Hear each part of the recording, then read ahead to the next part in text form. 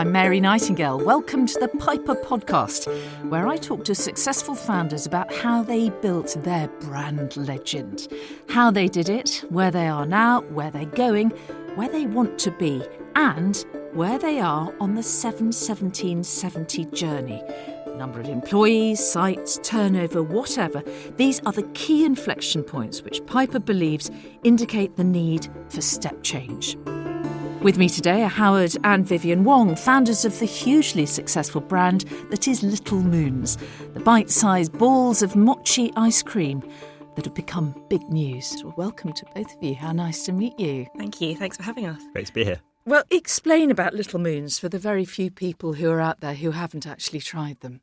So what they actually are really super premium balls of ice cream, about the size of a golf ball, wrapped in a layer of Japanese rice dough called mochi, which basically enables ice cream to be eaten like a bite-sized treat. They taste fabulous. And how did the idea come about? Well, our parents had a bakery that made traditional mochi, which we grew up working in.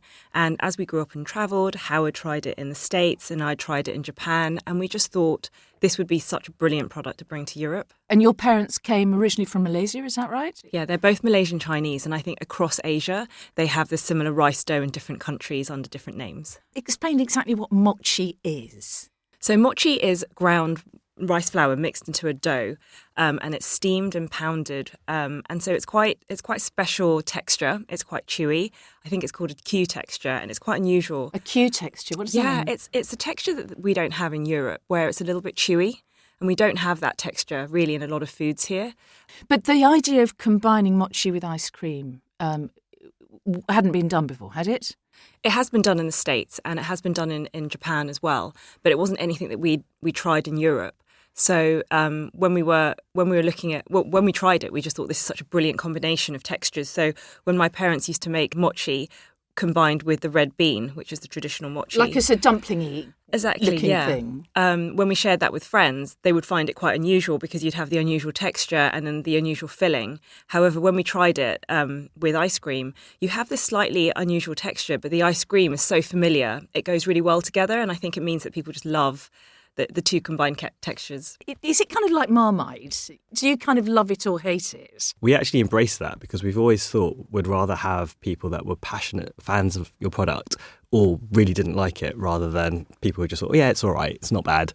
But I think generations change and minds open up to different flavours and textures from the world. If you look at sushi, I think probably when it first came to the UK, probably like 90% of people probably didn't like it.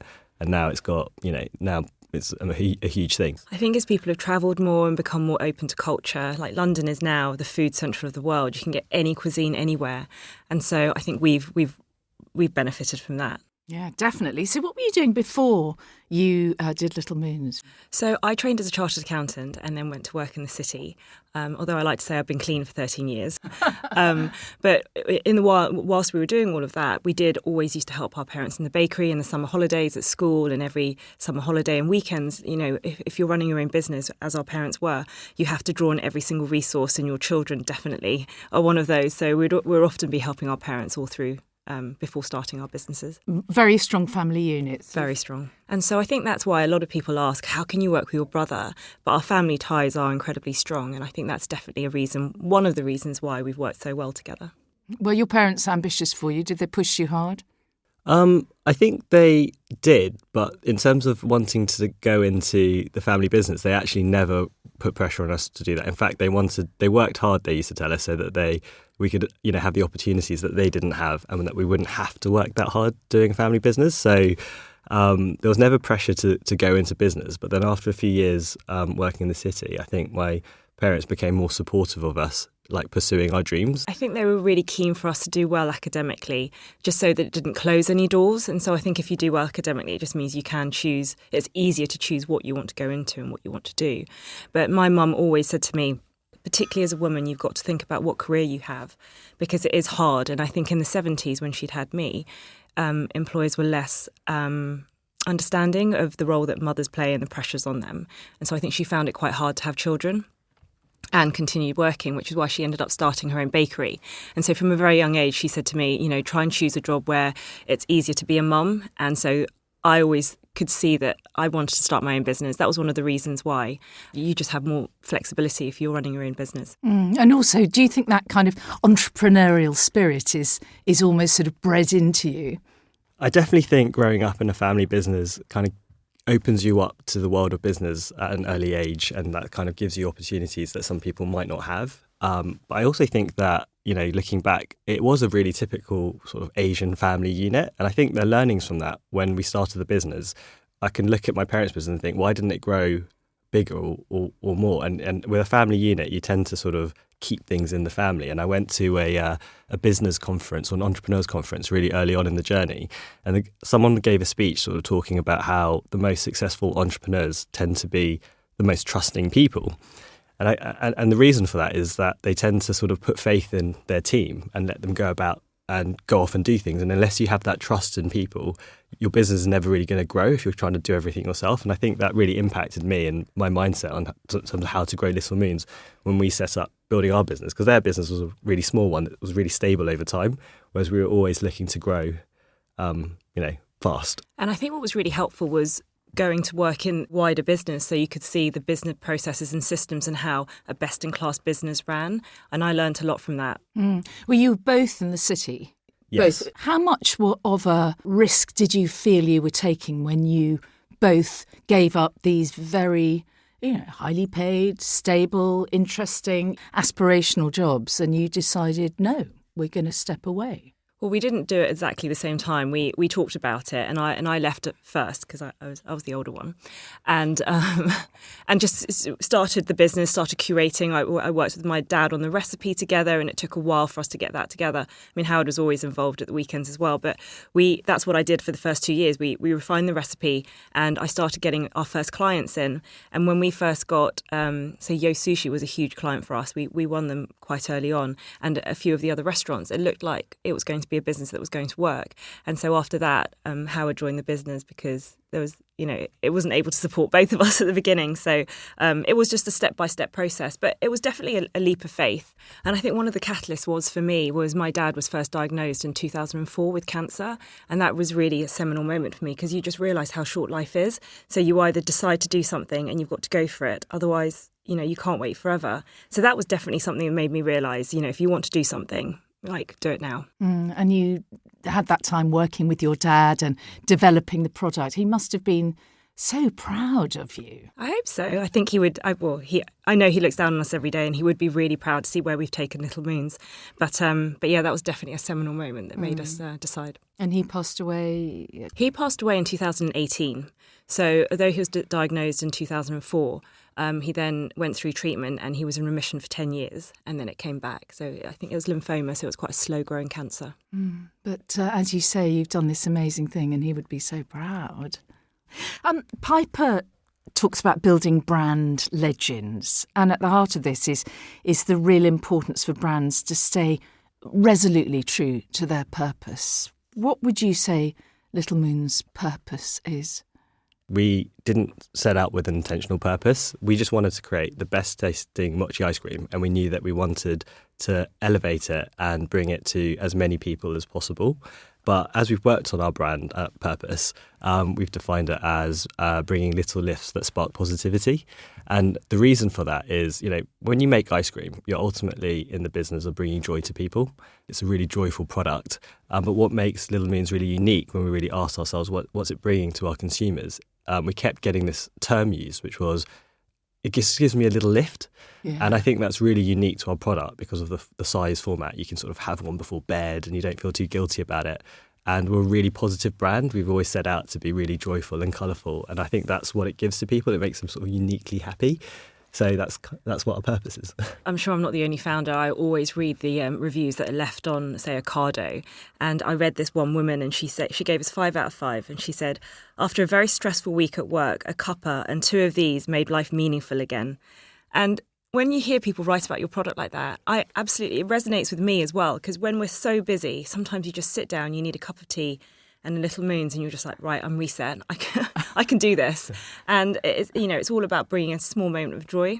It's a wonderful thing to be involved with in that way, isn't it? You know, you're not making something worthy, you're doing something that is luxurious and a treat, isn't it? Yeah, I often remind myself at work that we do only just make ice cream. So when everything becomes a little bit overwhelming, we're not, we're not like curing cancer. We are just making ice cream. We do bring joy to the world. And the food market's incredibly competitive, isn't it? So what would you say makes Little Moons better and different? I think it all starts with the product. It's been, when you create food, it's all about creating something delicious, and you can have the best marketing in the world, but if the product doesn't deliver, you're not going to be around for long. And I think, our parents have been making it for 20 years, and we started off supplying restaurants, so we have a real focus on the product from day one, and we built the foundations supplying some of the best restaurants around the world. And I think that's the crucial fundamental thing that makes us different. We often worry about we call it a race to the shelf. Like, our strategy for the last few years has always been about getting there first. And that's not just for commercial reasons. It's also, if people eat a bad mochi ice cream, and they do exist, people are turned off the product forever because they just say, okay, I don't like that whole category of food. I'm not going to try another one. So we want people's first experience of mochi ice cream to be a Little Moons, because we are confident in the product we make. Other brands have come up, and they tend to be mochi ice cream brands which are a bolt-on to another ice cream company that makes private label for lots of other supermarkets, and it's just like a side consideration for them, so they can't give the product the focus that we do. And I think when we started, we didn't really think about profit margins, and we weren't constrained by a formula, which I think a lot of companies are, and we just sourced the best ingredients that we could. And I think that's really made a difference to our product as well, because if you look at our ingredients list, there's a lot of natural product in there as opposed to just flavourings. And you do vegan options as well, don't you? How important is that whole kind of vegetarian vegan movement, the move towards health? I think, we're actually I heard a statistic the other day that we're the biggest vegan ice cream brand in the UK. So we sell more vegan ice cream than, Magnum or Ben & Jerry's. But we never set out to be a vegan brand. When we produce vegan flavours, we only produce them if they taste as good as dairy products. I think we don't market it as explicitly our vegan range. They're just part of our usual range, but they happen to be vegan. So I think it's really important to us, but it's not core to what we do. How did the product then develop over time? I think we are led in a different way than other businesses. We don't do the market research and see what the consumers want to give. We decide what tastes the best and then launch it, and then our consumers seem to have loved it. How many flavours do you have now? We have about 15 flavours now. Okay. Tell me a little bit more about this journey from being food services to the consumer brand. How did that happen naturally, or was it something that you drove? We've actually always wanted to be in supermarkets, but when we started off, we didn't really have the money to sort of do the branding and marketing, and it also wasn't the right time in the market. Getting onto the shelves is one thing, but then actually selling off the shelf is another thing. And I don't think 12 years ago, when we started the business, the market was ready for it. So we actually talked about it. We thought actually selling to restaurants made a lot of sense, because that's where consumers discover new products. They have a more adventurous mindset. You have a way to sort of maybe introduce the product and tell you a little bit about what it was. And it was a way to make money before you'd completed the branding exercise. So it was quite an intentional thing that we decided to do as a strategy. How long were you only in restaurants, and when did you make that breakthrough to supermarkets? We started in 2010 selling to restaurants, and in 2015 was when we got our first retail listing with Whole Foods. And exciting moment, I imagine that wasn't it? A moment of big change. Absolutely huge. So we've been talking to a lot of people in the industry, and we said, well, this is where we want to launch launch our brand. We thought Whole Foods Market was the best place to do so. And everyone said, good, Whole Foods is not going to write back to you. It can take you a year or maybe 2 years to even get on their radar. And so we thought, we'll give it a go. And we emailed their buyer, not expecting to hear back from him. And 20 minutes later, we got an email back from him, and he said, you had me at mochi. And we met with them immediately. And we became their best-selling ice cream for, I think, the next 2.5 years. I remember they did a big promotion where they were giving away Little Moons. And, you know, they obviously went for it absolutely 100%. They were enthusiastic from the start. Yeah, they were super supportive. They gave us a lot of shelf space. We had this new concept of pick and mix freezers, which they supported wholeheartedly, and we had those in all of their stores. And it was just a great way to sample the product. People could just buy one flavour if they wanted to try it, or they could buy a mix of 12. So it worked really well for our brand build. Then you went to Ocado. We went to Ocado, then Waitrose, and then Tesco's. Wow. And at that point, everything changes. What was the impact in terms of your production and all of that? I think up until that point, we'd been growing quite stably, but we were struggling to get into further retailers, actually. We hit a bit of a plateau where people saw our success in high-end retailers, and then they said, but, you know, are you quite a London product? You know, are you hitting a certain demographic, and is this going to work nationally? But we were having lots of success growing internationally and growing. So we were already one of the top 10 fastest growing food brands.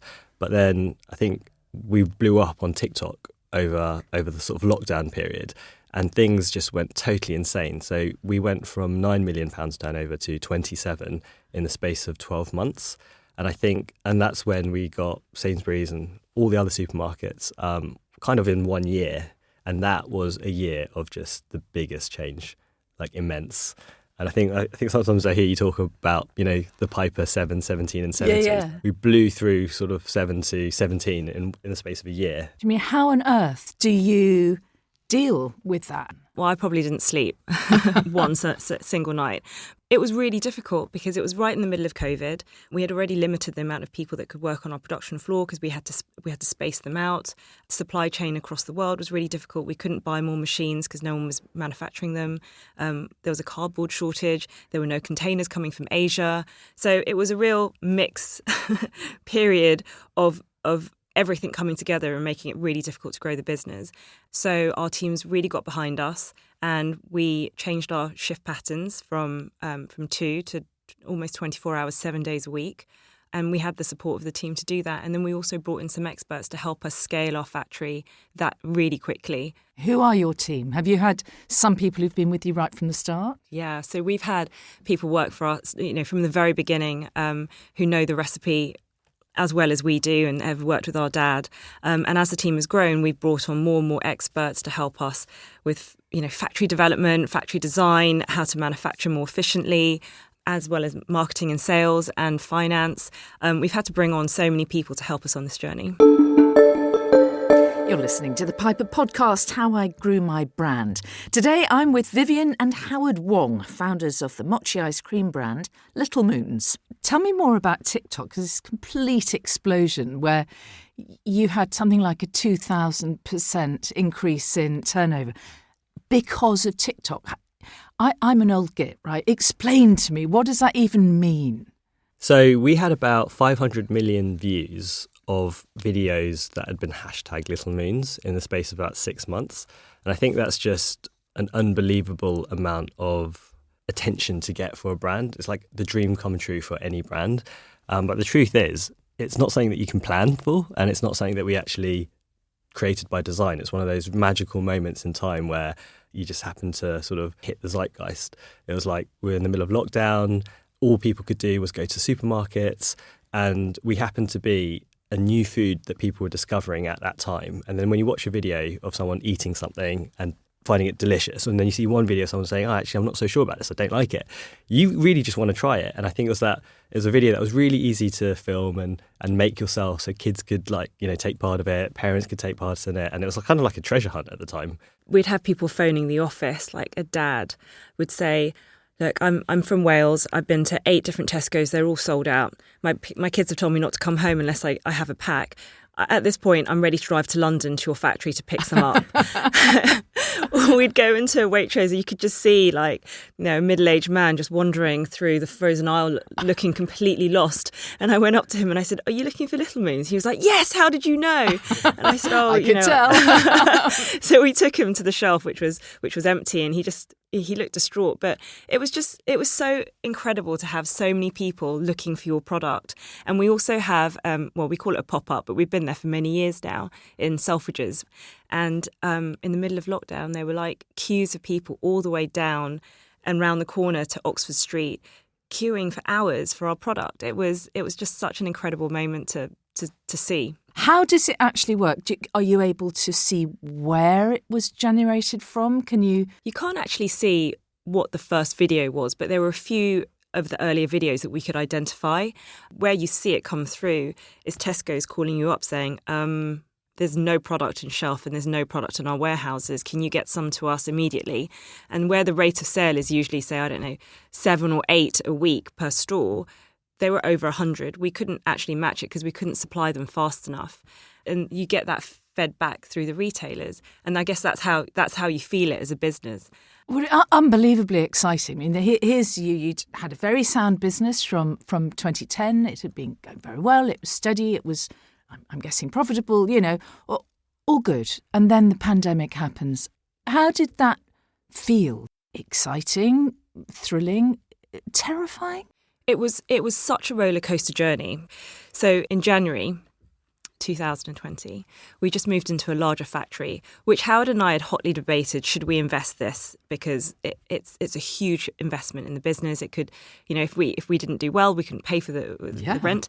So 2 months later, in March 2020, COVID hits. We shut the factory.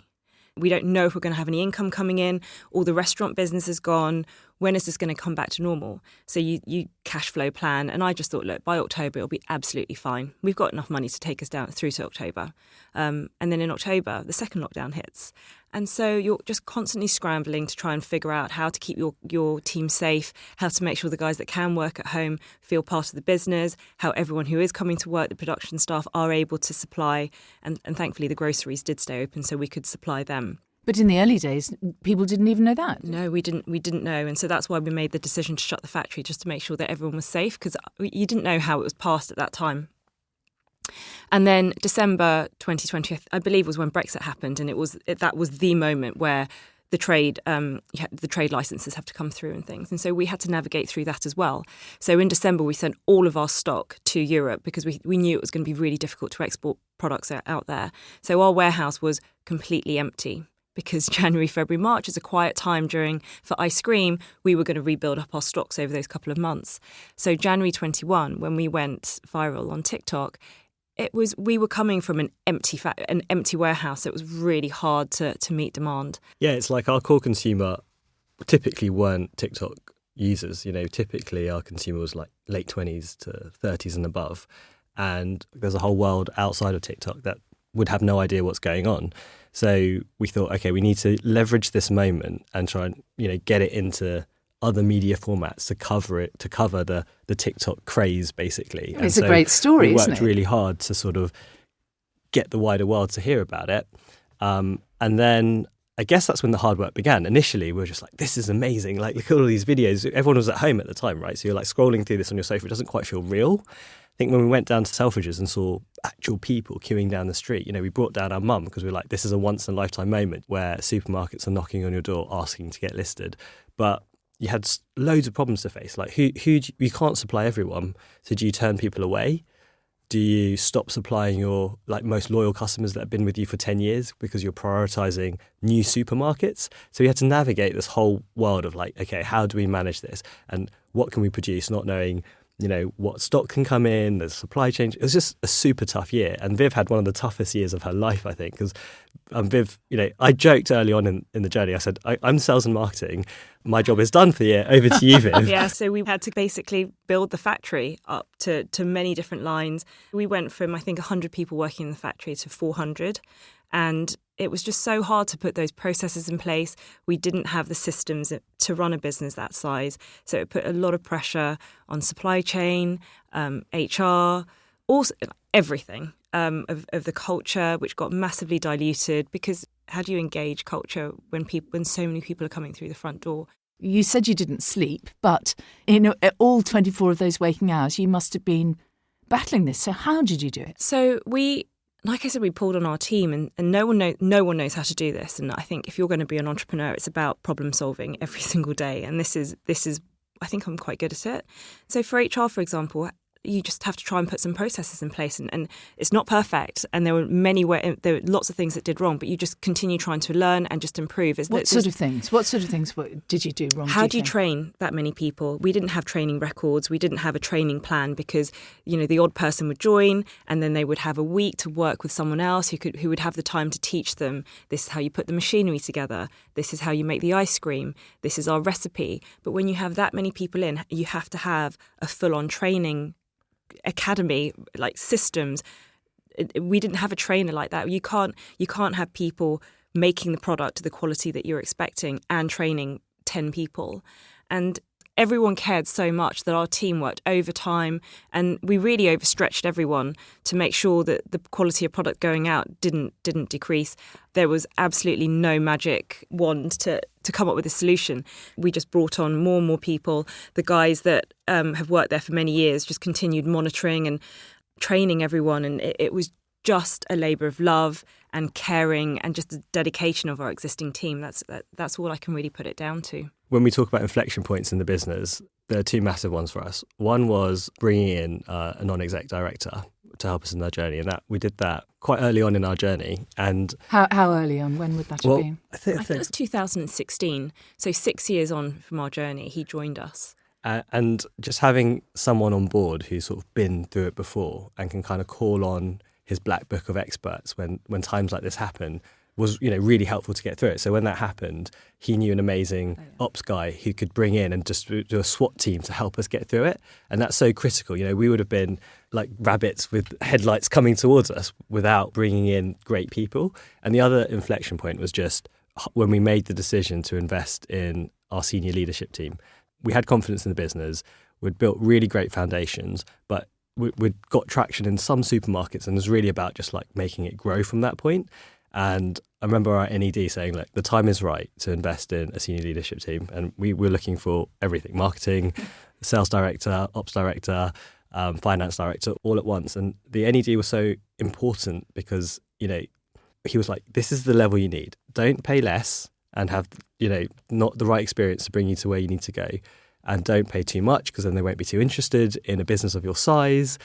And that was so important because when times like that did hit, you had like a really, really good team to help you get through it.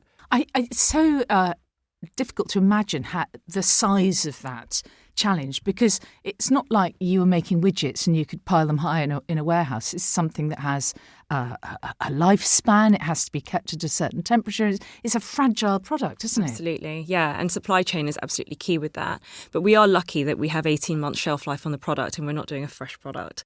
So take you back to these inflection points, and the Piper idea is 7, 17, 70. You in 2020 you were around 7, and then you powered straight through to where are you now, would you say? I think our last financial accounts shut around 50 million, and so that was, I guess, from 10 to 50 million in 2 years, and that's where we're at now. It's extraordinary, isn't it? Yeah, I mean it's mind-boggling. But I'm always thinking about, well, how do we maintain it? What are we doing? And we're growing the business globally. And so we've just recently launched in Australia, which is doing incredibly well. And so that's where my focus is. That's my next point that we're aiming for. We're now just really excited to go on to the next thing because the opportunity keeps growing and there's things to do, new products to launch, new regions to go into. And so I'm just excited to have the opportunity to build like such a great team. We now have new investors on board. And just looking to the future, really. I think it never stops. So you have got investors now, and talk to me about that process. And how did you choose? How did it work? Well, we're actually quite rare in that we were self-funded for the first pretty much 12 years of our business. And we always used to say to each other, like, we wouldn't get external financing unless we thought the lack of it was really holding the business back. But post TikTok, we just thought there's a massive opportunity out there. As I said, it's a race to the shelf. That was our mantra, and we needed the funding to do it. So when we set about looking for investors, it was a really intense process. Went on for about 6 months. Talked to a lot of different people, and in the end, we ended up picking, and they picked us, I guess, a private equity firm who specialise in consumer brands. And it was really clear from the beginning that they really understood brands, they understood our values, and Yeah. We've been with them almost a year now. And in terms of building our new factory, they've pulled on their contacts to help with experts. And it's been great having them on the board. They also brought in our CEO, who is wonderful. And they've been an absolute build on the team that we have. I want to talk to you about the family unit. Since 2010, it started off just with you, Vivien, and then the two of you are working together. So you were this very tight partnership. How did that work? I think it was really lovely at the very beginning because it was so simple. It was just Howard and I in the office with our team of 12 helping to make mochi downstairs. And if we did branding, we'd do it together. We'd sit in the office and we'd sort of help each other out. We wore many hats. And then I guess as the business grew, we had to split our roles out because then, we had to have clear responsibilities. And I think we did struggle with that. Yeah, because I think when you're wearing many hats and, we didn't set out saying, okay, this is your defined role and this is your defined role. So we did all the things that we wanted to do and we found fun. And there was obviously bits that neither of us wanted to do. Like engineering it's really hard to find an engineer to come out for a very small business with one machine, an ad hoc. Yeah. And so who wants to be the one to come in at 6 a.m. because the team's arrived and the packing machine hasn't switched on? Yeah. You do it. No, you do it. Like, so you were sharing a flat at this point as well, were you? I mean, this is intense, right? It's intense. It is really intense. I wouldn't recommend it to anyone. We were trying to save money, but what would happen is we'd talk about work so much. And actually, I love talking about work and ideas all the time. And it's too much for, you get home and you just think, actually, I just want to go to my room now and not continue talking about business. So there were tough times. I think the early years were some of the hardest, but also some of the most fun memories you have. Like every single win was so massive back then. Like the first time you'd get into a restaurant, we'd both be like so excited. We'd go down there and sit there eating dinner, like trying to see, like, is this going to work in a restaurant? Like when seeing someone order it and then watching them eating it and then like having really great reactions and taking photos of it was like really magical memories for us. And first time getting to Whole Foods and our first international trade fair, feels like a blur, but I think if you're going to grow a business together, you're obviously going to have arguments and falling outs, but you can never stop being brother and sister. And I think that's been really great during the tough times. But we did a personality test and it came out with we're both polar opposites in personalities. So Howard's like blue red and I'm like yellow green type thing. And what does that mean exactly? So Howard's very results orientated. Yeah, more analytical and ideas driven, I guess. Whereas I was very much a doer. I'm kind of team related, like quite touchy-feely about like people. But what came out of that test was how you work with people that are the complete opposites of you. So, for example, if I'm sat there entering every single invoice onto Sage, because I was head of finance back then as well, and Howard would want to discuss a big strategic decision with me, I just wouldn't be in the right place. And I'd say to him, I can't talk to you right now about this because I'm focusing on this. And then he'd say to me, what's so important that you're doing that you can't have this discussion with me? And so I think he just thought I was being annoying, irritating sister. And so when we got the manual on how you handle this type of person, he read that I need to be given space and I need to be given some time to think about these things. So what he should do is say, hey, I want to talk to you about this particular strategic direction I've been thinking about. Have you got time next Wednesday at 3:00 to discuss it? Then I could do my homework and have my thoughts about it. And then I'd be ready to have this debate with him or discuss it with him. And so I think then he understood. Yeah, it's definitely evolved as you brought more people into the business as well. You can kind of like separate your roles better and learn to work with each other better. And we don't live together anymore. So that's obviously a helpful thing. Yeah. But I wonder, having started from this very tight team of the two of you, has it been in any sense difficult to let go or to allow others in to this very tight family team? I don't think it has. A lot of people have asked me that and I haven't found it difficult at all.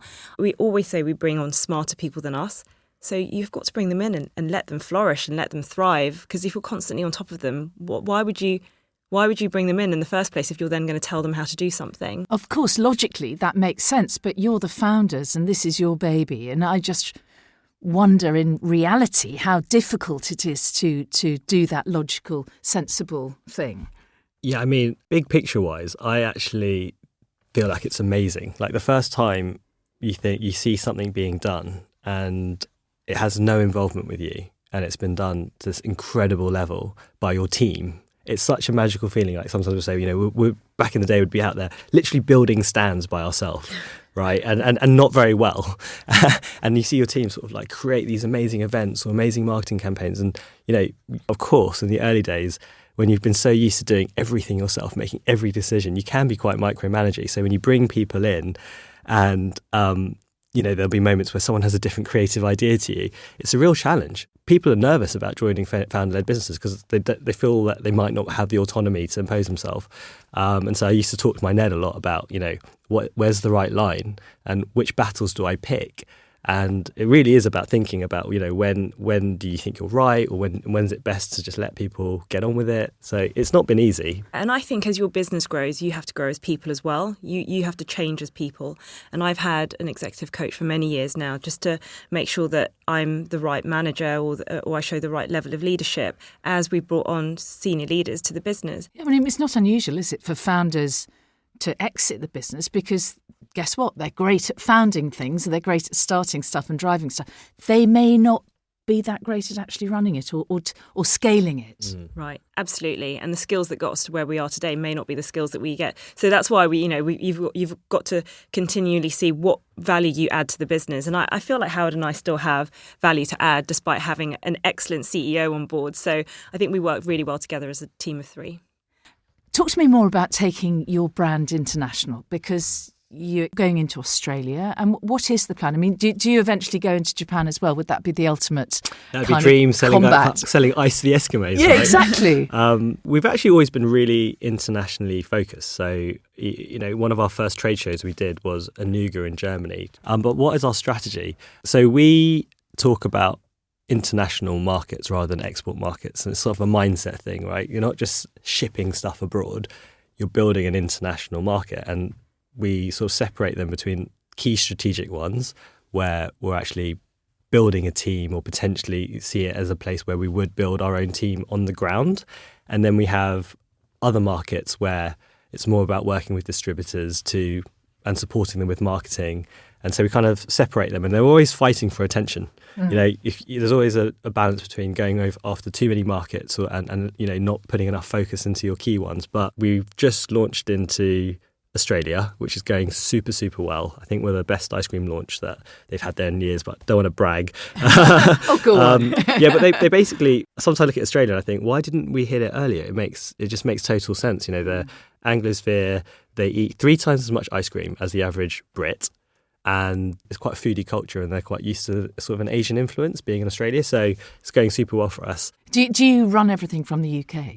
We do all the creative out the UK, but in the last year, we've hired a marketing team in France and in Germany. We don't have a team in Australia yet, but I think Australia, like, for example, we sell in Woolworths over there, and they've recently become bigger for us than Tesco, for example, which is an incredible thing. So we've been out there, we've been on You've been to Bondi Beach, yeah? Handing out mochi on the oh, really? in a truck and stuff like that. And how did it go? Was it well received? Yeah, I think we always try and do fun activations like we've done in the UK. So we're just trying to replicate those in international markets. And I'm going out to Australia again in March. And what about the US? The US has always been this thing that we thought about. It's a classic, it's such a big market. It'd be so amazing to go in there. But at the same time, it takes a lot of investment. It's a really complex market. It's not just a monolith. It's like every single state and region is different. So it's something we've ummed and ahed about and we're still thinking about. But it's something we're considering, but not yet. Okay. Yeah. Sustainability is really important to Piper. It's a B Corp and sustainability is really key. How do you think about sustainability at Little Moons? Is it part of your thinking? Yeah, we're actually on our B Corp journey ourselves. We came to a Piper workshop actually on sustainability and packaging, and they introduced us to many sort of packaging suppliers who were on the cutting edge of new technology. I think what's great about B Corp is that it gives you a structure with which to look at sustainability. So before it's just kind of like, what do we think is important and what are the things we focus on? But B Corp's actually a well thought out program where you're kind of given guidance about the different buckets of impact that your business can make. And so by even going through the questionnaire made us think about things that we hadn't even thought about before. And so we're using that as kind of a toolkit with which to pursue our sustainability goals. When I've mentioned to people about Little Moons, they're like, oh, Little Moons, I'm obsessed. And there does seem to be an unusually strong community of fans, superfans, and frankly obsessives out there. Who are the Little Moons customers? Amazing people. I think it's changed through the years. So when we first launched, we were primarily in high-end retailers and restaurants. And I guess we used to talk about our consumers as being mavens, like people that love to go out and seek new things and sort of be the first to show off to their friends that they'd discovered, this product first, or people that had travelled and tried us abroad. But over the years, obviously our demographic has changed and broadened through the years. It's like much more nationally distributed and moved a bit younger, I'd say. Mm-hmm. But like you said, I think people like talking about Little Moons and telling people about them and the storytelling behind it, because they like to explain, you have to wait 5 minutes.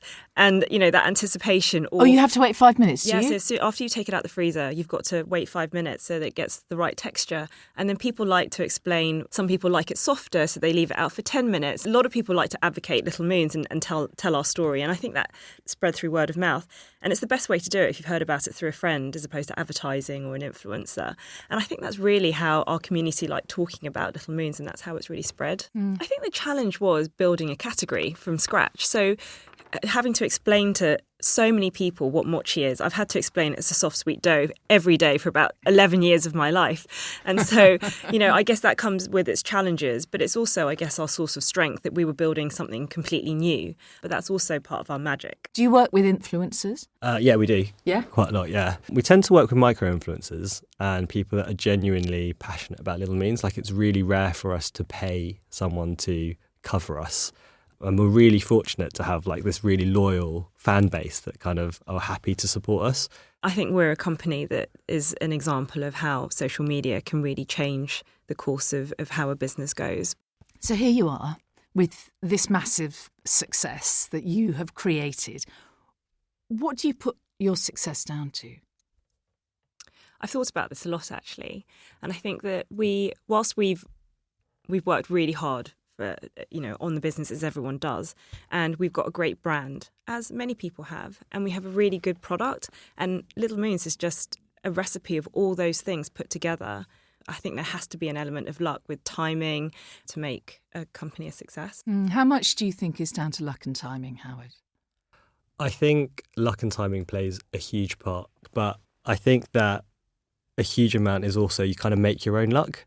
And there have been so many moments in our journey where we could have taken different decisions.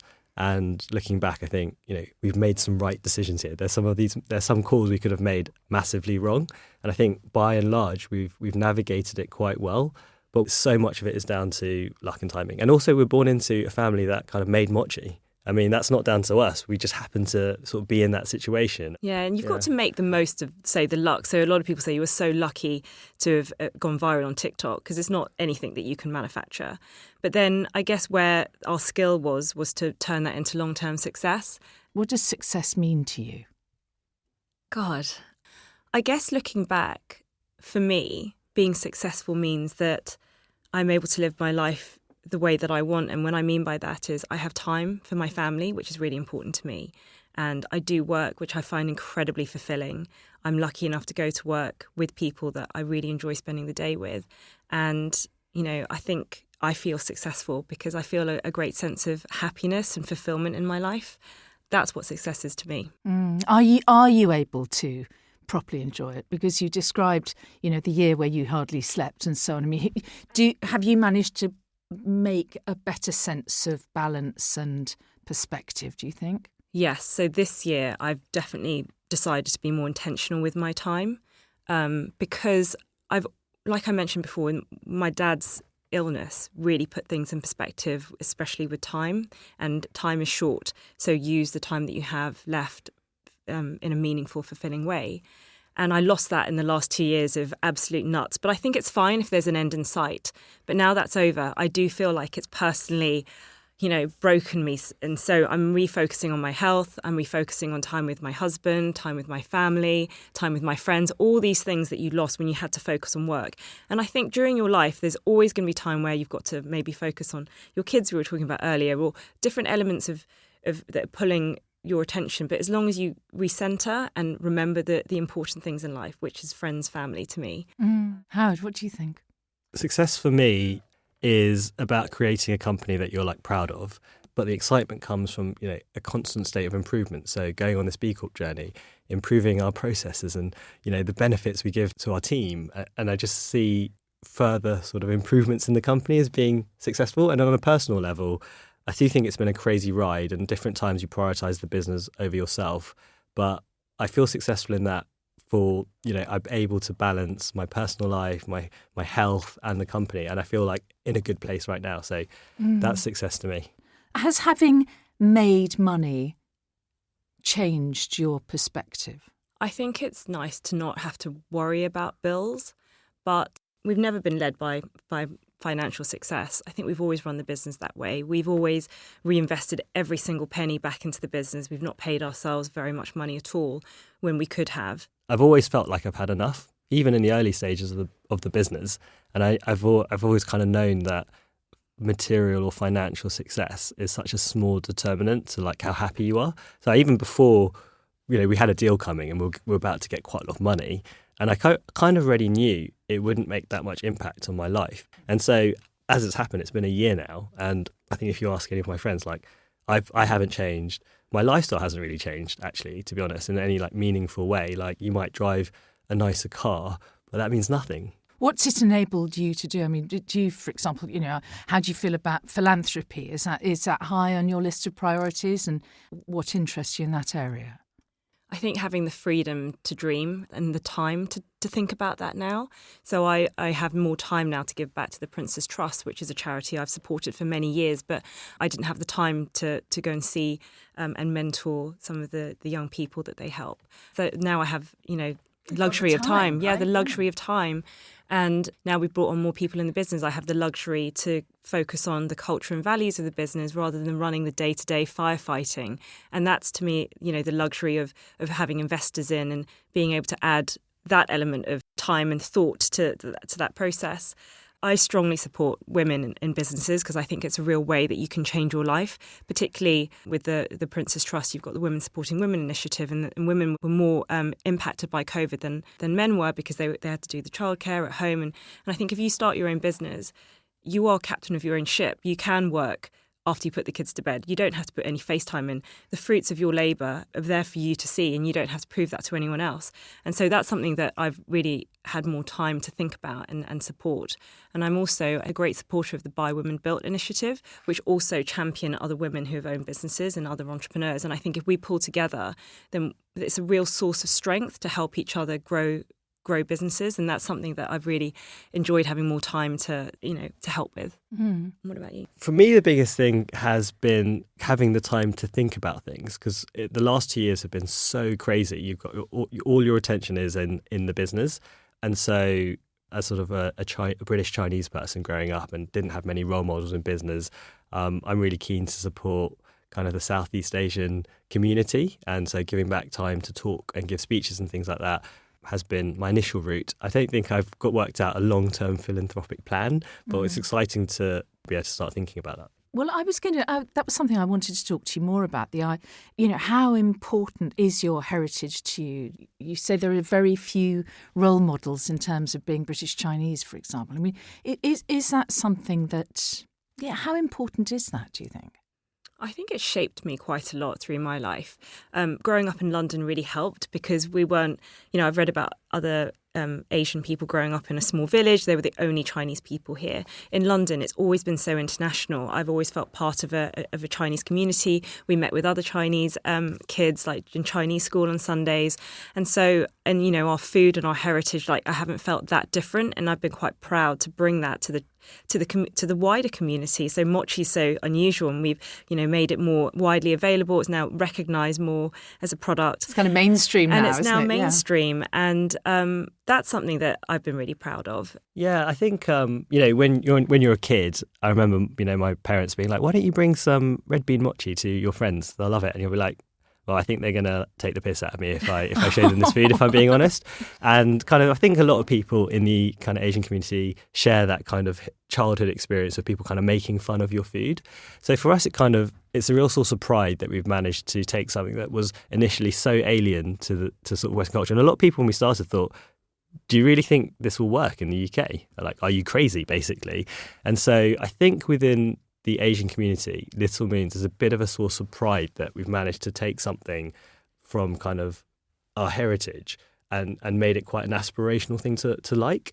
And so it's important to us. It's not like, you know, the biggest thing in my life or anything like that, but I'm kind of quite proud of that. Yeah. And what about as we've discussed, very sadly, your dad passed away, but your mum, what does it mean to her, do you think, the two of you have achieved this extraordinary success? I think that basically what it means for her is that she doesn't have to worry about us anymore. You know, now she can chill out and, you know, Viv and Howard are fine. They've got it covered. And I think in Asian parenting, a bit of a cliche is not to show too much pride, or what's the word? Like, So you don't want to tell your kids you're too proud, and you don't compliment your kids too much because you don't want them to be big-headed. So, but now, you know, I think she has told us that she is proud, which is huge if you have Asian parents, I think, you know. But I guess that's, again, like we talk about the beauty of time. So we have time to spend with our parents because they're not going to be around forever. And so just to make sure that you have the time to take care of them. Everyone wants to be able to take care of their parents, but whether you have the time to do so is another thing. It's really interesting to look at the two of you sitting side by side there. You are obviously so close, and you look at Howard and Howard looks at you, Viv, and you finish each other's sentences. I mean, to have that degree of understanding is a fantastic thing with two founders, isn't it? we do have really different skill sets, and also we have different ways of looking at things. It does sound strange, like it's quite opposing views. Like one of them was, do we open a bigger factory or not? And it's the different risk profile. And that was quite a big discussion between us. And how did we resolve that without an argument? I don't know, we debated it hotly, and we ultimately went with the decision to open the larger factory, which thank God we did. Who's more risk averse out of the... I'm going to guess. You're risk averse, are you, Howard? I'm more risk averse, yeah. Are you? Yeah. Yeah, I'm like, go for it. We'll do it. We'll get there. Because I can spend a lot of time trying to understand the numbers and just think, okay, if this happens, then we're totally screwed. So maybe we shouldn't do it. But Viv can sort of look at things more holistically and go with a bit of a more of a gut feel. Yeah, I think we just have a huge amount of respect for each other. And at the end of the day, I guess that's a partnership. You just got to learn how to work with each other. And you have this complete trust in each other. Absolutely, yeah. I mean, it's so much trust for it, working together. And I think that really helps build a good working relationship. And we both know that we want the best for the business, but also best for each other. And it's nice to have a partner that cares about you so personally. Yeah. Well, looking ahead, do you both have the same vision? Yeah. By and large, yeah. We have it pretty set. I guess there's some things on the side where there'll be some pet project that I'm kind of keen on, and Viv's not sure about that, but overall, yeah. Yeah, what is that vision then? I would just really like Little Moons to be an enduring, iconic brand. Yeah, we have a vision of just sort of leaving Little Moons as a place, a company that we can be most proud of. And that means the way we treat our team, the way we interact with the community, the way we give back, just is something that we're proud of. And it's a journey that we want to build on. That's what I'm quite excited, because the last few years have been very much about getting the product out the door, meeting demand. And now we have the time to really focus on working on the business and just bringing it more international, really. Okay, and you see yourselves both very much with the business. You don't see yourselves exiting and going and doing something completely different. Not in the foreseeable future, no. No, yeah, same. What advice would you give to other founders who are just embarking on, just starting their businesses? I would say make sure that it's something you're really passionate about, because it will be all-consuming. So it's got to be something you enjoy, and of course, problem solving. You've got to be good at problem solving, because ultimately that's what a business does. It solves a problem for a consumer, and then within the business, you've got to solve a multitude of problems every day. It's the key things like really investing in your team and hiring the best people you can, and making sure you're keeping them motivated. And then also just looking after yourself, because it can feel like a sprint when you're an entrepreneur, but actually it always turns out to be a bit of a marathon. And if you don't sort of take care of yourself, I've seen burnout happen so many times, and I think that's something that you don't often focus on when you're starting a business. But it is important to think like that. I like Adriana Huffington's advice: sleep your way to the top. And she meant sleep and take care of yourself, because you are the business, and by sleeping you're investing in your business. because then you turn up, your full self in health, ready to fight that day. So yeah, sleep your way to the top. Howard and Vivien Wong, so lovely to meet you. Thank you. Thank you for having us.